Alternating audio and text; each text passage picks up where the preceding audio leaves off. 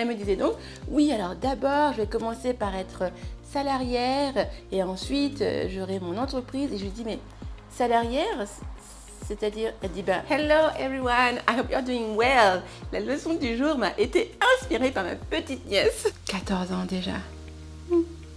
On va parler vocabulaire, carrière. Bien avant ça, pensez à vous abonner. Et si vous m'écoutez un podcast, merci de mettre 5 étoiles sur votre plateforme d'écoute préférée. Ça m'aide vraiment beaucoup. Alors, je discutais avec ma petite nièce qui passe quelques jours avec moi en ce moment, avec sa maman.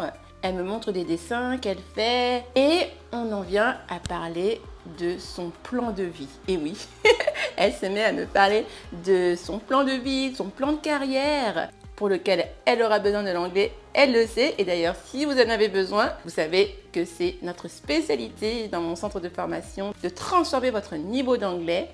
Donc, n'hésitez pas à me contacter, toutes les infos sont dans le lien sous cette vidéo ou bien dans les notes de l'épisode. Et donc, elle me disait donc, oui, alors d'abord, je vais commencer par être salarière et ensuite, j'aurai mon entreprise. Et je lui dis, mais salarière, c'est-à-dire, elle dit, salarière, il y a salarié et puis le féminin, c'est salarière. J'éclate de rire. Je dis, mais non, Luna, le féminin de salarié, c'est salarié. C'est juste qu'on ajoute un E.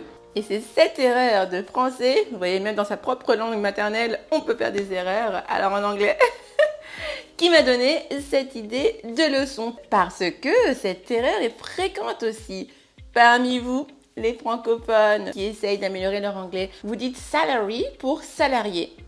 Mais non! Salary, ce n'est pas un salarié. Attention, ça pourrait faire mouche si vous êtes dans un entretien professionnel ou un entretien d'embauche, une conversation avec vos collègues ou votre supérieur. So, a salary is the amount of money you earn every month for your labor. Ok? C'est donc un salaire. Et ça me permet d'étudier là un autre mot qui porte également à confusion, le verbe gagner de l'argent. Gagner de l'argent, comme je viens de le dire dans la phrase précédente, c'est to earn money. Surtout pas to win money. Non, gagner de l'argent, to earn money.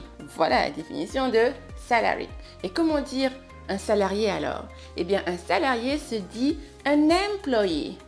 Et oui, donc salary, salaire, et employee, salarié.